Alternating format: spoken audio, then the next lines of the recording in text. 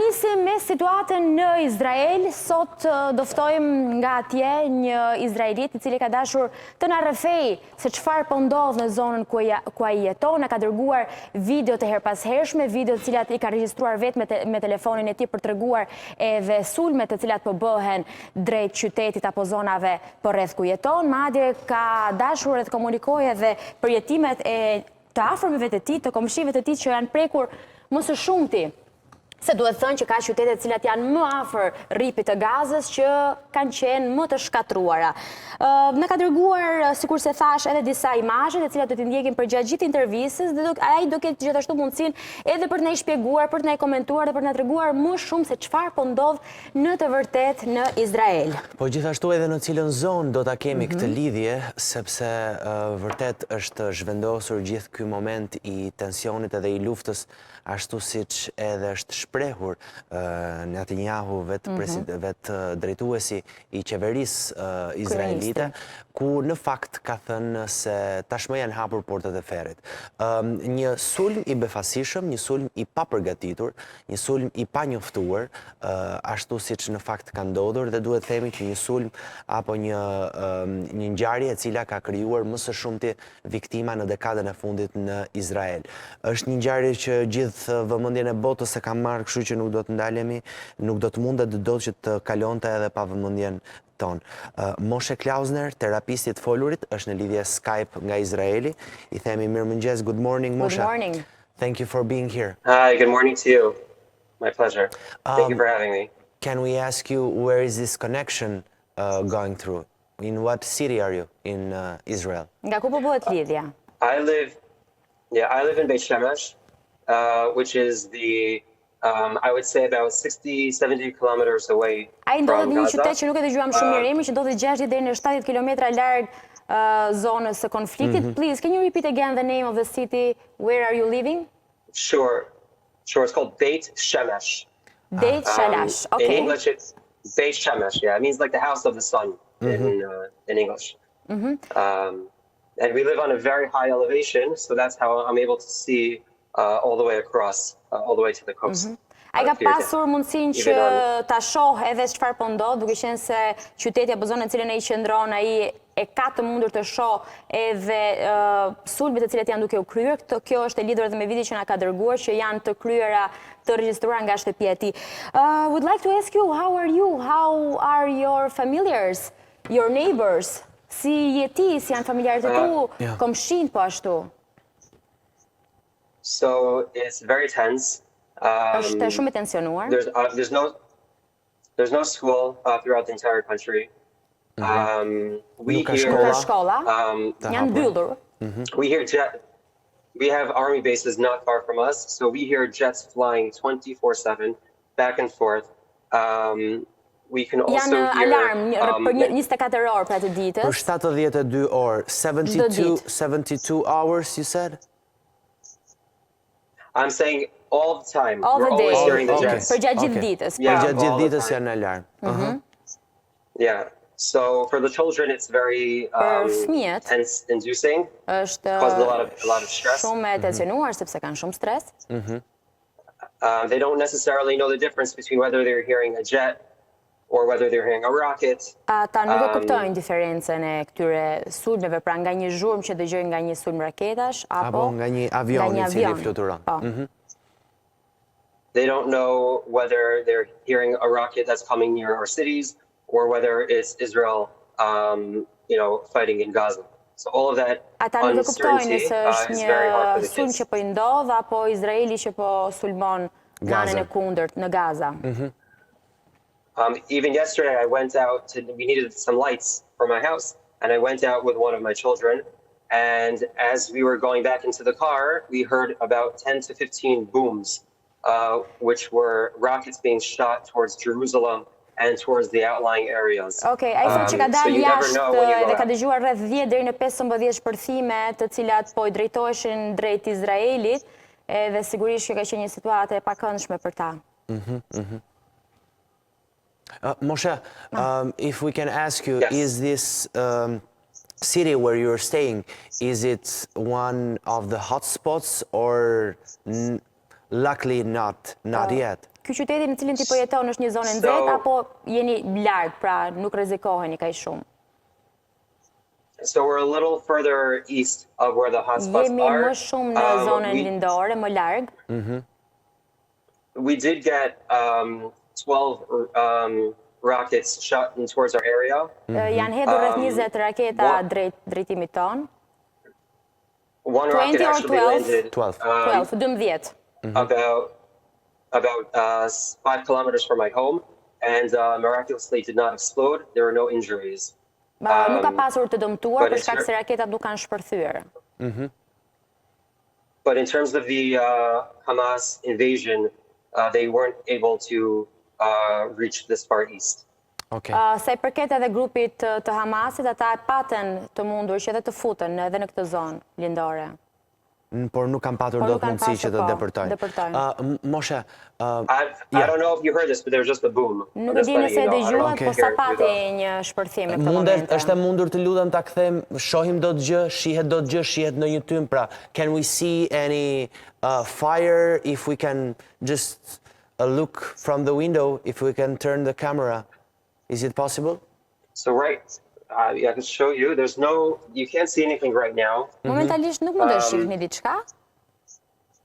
But I'm on the lower floor right now.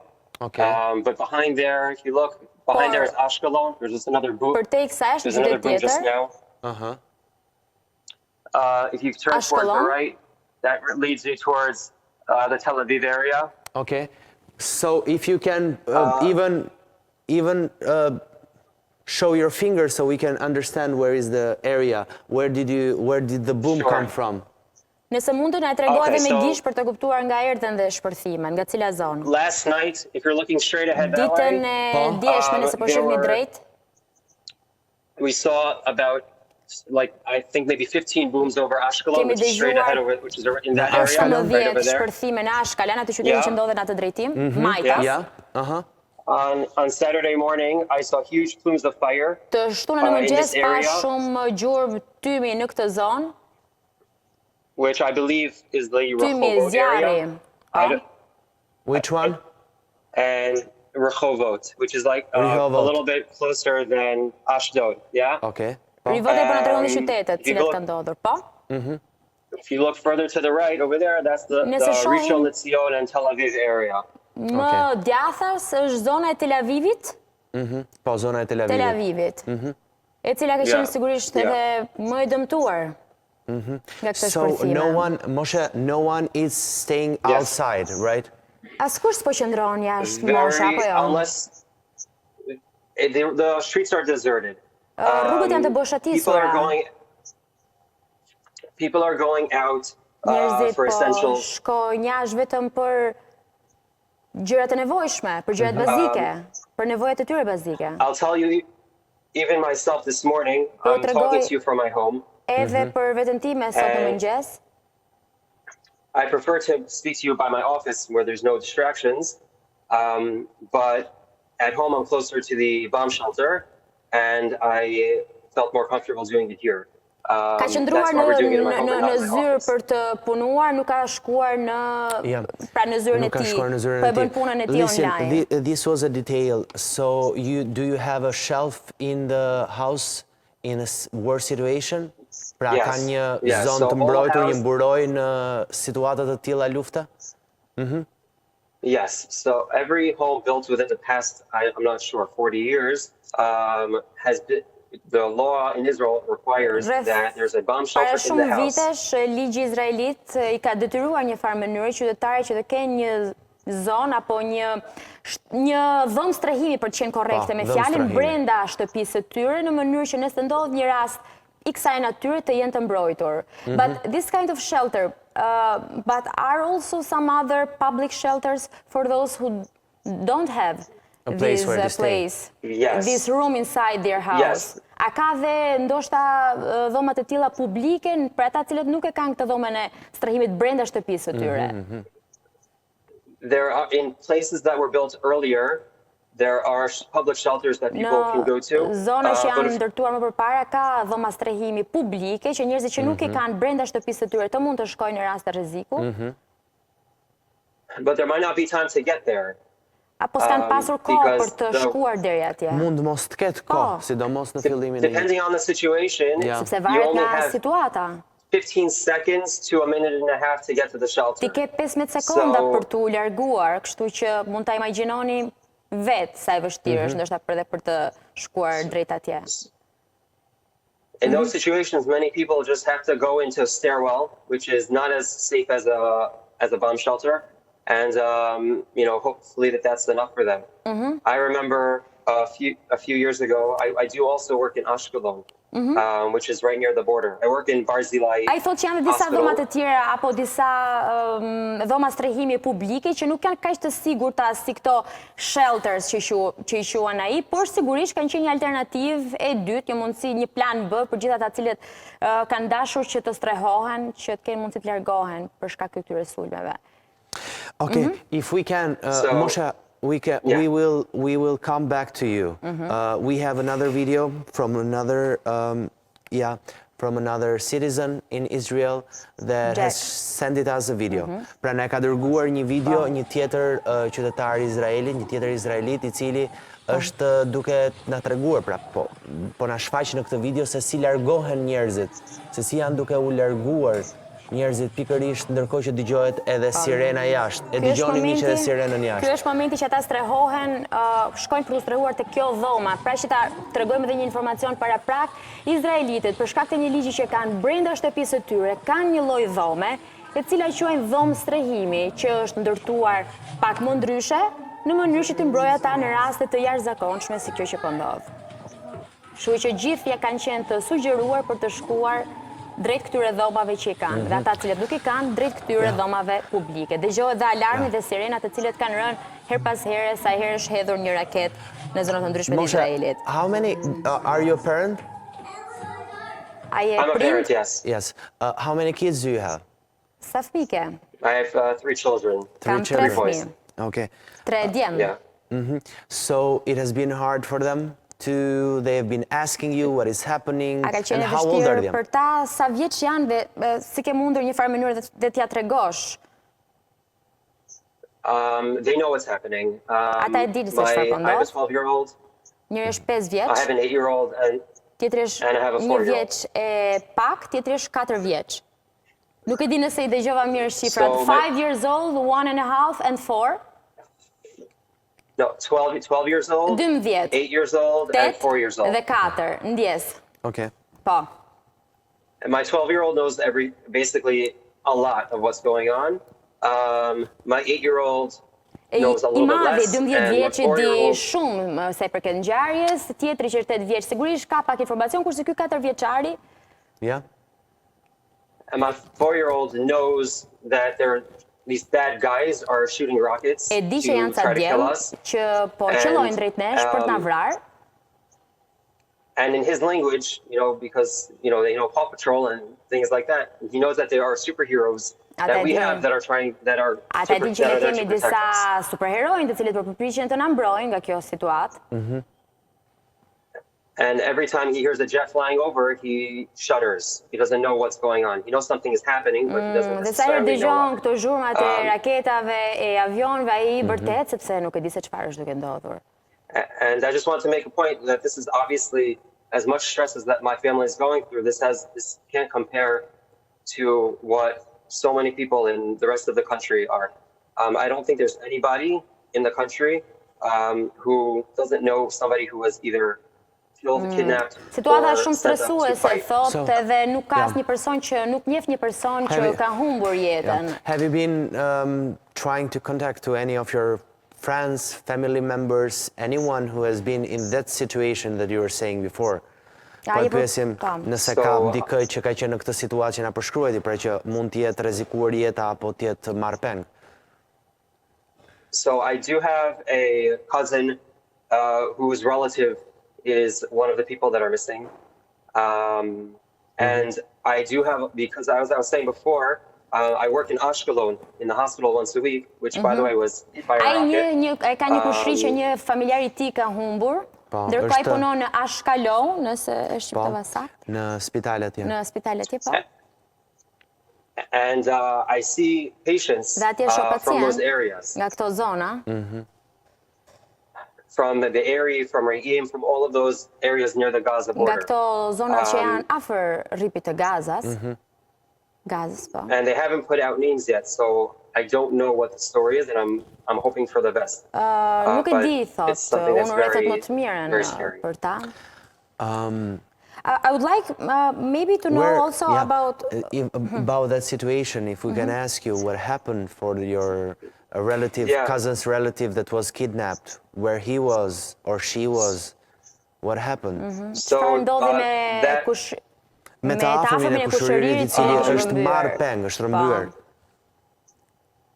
So he was at the big rave, the big party that was happening near the border. Oh, it was at the so if you just Supernova. want me to give you a little, yeah, Okay. yeah.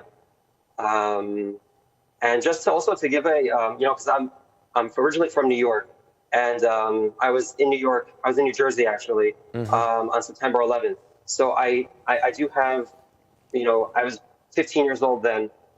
As an adult, I'm here, and the magnitude of 9/11 I've never felt really until this time. I actually this morning I ran the numbers in my head, and it was just unbelievable. You have, by 9/11 you had 3,000 people, New Yorkers that were killed. The population of America was around, let's say, 300 million people. And if you do the math, it's about 1 out of every 100,000 people were killed on 9/11. The numbers now in Israel, they're going up. I just read this morning, they're up to more than 900 people, women, children, men killed. 900 out of about 10 million. And if you do the calculation, it's about 1 out of 10,000 Israelis that were killed. So if you just from the numbers perspective, you have 9/11 times 10 that just happened in Israel. That's the trauma we're going through, and even the brutality of how it happens, of going into these homes, burning these houses alive when these people were locked in their bomb shelters, just killing everybody at these parties, raping women. It's just taking these babies hostages and these women. It's just po marrin peng, fëmijë dhe gra për të bërë një përmbledhje ndoshta edhe përse çfarë po thoshte Moshe. Në fakt ai po e krahasonte pak me ngjarjen e 11 shtatorit. 11 shtatorit përplasjes ose sulmit terrorist të kullave binjake, një ndër sulmeve që ka njohur më së shumti, sulmeve më të mëdha që ka njohur bota, por dhe që ka patur një numër të madh vdekjesh të individëve dhe viktimash në New York. 3.000 kanë qenë numri I atyre të cilët kanë vdekur nga ngjarja e 11 shtatorit, dhe Moshe ka qenë atje. Ka qenë në një moshë shumë herë më të re, ka qenë në New York, pra I ka jetuar në New York gjatë asaj periudhe, dhe thot traumën e 11 shtatorit nuk isha menduar kurrë që do ta ndjeja që mbas asaj ngjarje, po me sa duket është e njëjta me atë çfarë është duke kaluar Izraeli sot. Ai e ka krahasuar, pra ka bërë një përmbledhje edhe të shifrave dhe ka krahasuar që 1 në 1 milion qytetarë të New Yorkut është vrarë për shkak të asaj ngjarje, dhe me sa duket kjo ngjarje është 10 herë më e madhe se sa ngjarja e 11 shtatorit në raport të njerëzve të humbur. 900 persona tregon ai që kanë humbur jetën për shkak të sulmit I cili po ndodh. But beyond the numbers, there are lives. Janë rrëmbyer, tha, persona, vajza, fëmijë po ashtu. Everybody knows somebody affected. Gjithkush një dikë I cili është prekur nga kjo situatë. Because the proportion is so large that everybody knows somebody that was affected. Yeah. And this was the largest killing of Jews in one day since the Holocaust, which is pas Holokaustit, kjo është një ngjarje më e rëndë, duke qenë se janë vrarë më shumë persona brenda një dite nga ky sulm. I would like to know, because of the information that you have, why Hamas attacked now? Pse sulmoi Hamasi tani? Why now? Well, I What did believe happen? Çfarë ndodhi? Yes, yeah. So the aspiration for them is always there. I remember when ata gjithmonë kanë dashur të gjuajnë, të sulmojnë. Their foundation, when they were created, their goal was to kill Jews worldwide, not just in Israel. But why now? So it has, first of all, it does coincide with the 50th anniversary of the Yom Kippur War from 1973, which was another invasion of a foreign army that caught Israel unsuspecting. And Ky është edhe 50 vjetori pas sulmi që ka ndodhur 1973, 73. Secondly, it was a holiday for us. It was Ishte edhe së called dyti Shtatori. ne ishim ditë pushimi për popullin izraelit. Is even the Shabbat, right? It was Shabbat, yeah. And I don't know, because I'm not a political, I have nothing to do with security, but, I'm sure that there were many people that were, first of all, taken off guard. Maybe security was less, maybe there were people going home to their families. Unë punoj, në sigurinë e shtetit, por mendoj thotë që edhe në këto ditë kishte më pak veta të cilët punonin në sigurinë e shtetit dhe mendon që mund të jetë shfrytzuar dhe ky moment. And I also think, which is important to note, that we can't look at Hamas in a vacuum. They're supported, funded by Iran. Ata janë një grup i suportuar, thot, nga Irani, financiarisht. And in the past, I'm sorry. Continue. And in the past few days, they've been talking about making a peace agreement with Israel. Has been making arrangements to make a peace agreement with Saudi Arabia. Paqe me Arabinë Saudite. We had people,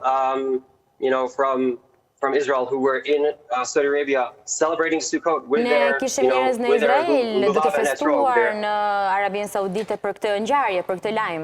Pra, marrëdhënia marrëveshja që do të bëjë me Arabinë Saudite nga Izraeli do të ishte një situatë për që do të lumturonte izraelitët, po me sa duket ka ngacmuar Hamasin. Ja? And I think that's a very big threat to Iran, because they don't want to have the Arab world with Israel uniting against Iran. So I don't know, but I would assume that they're trying to sabotage that agreement, showing that Israel is weak and that Saudi Arabia can't trust Israel. Unë mendoj që ata janë duke përpjekur edhe të sabotojnë këtë marrëveshje paqe. Pra Irani duket se nuk I ka pëlqyer sepse shihet si kërcënim.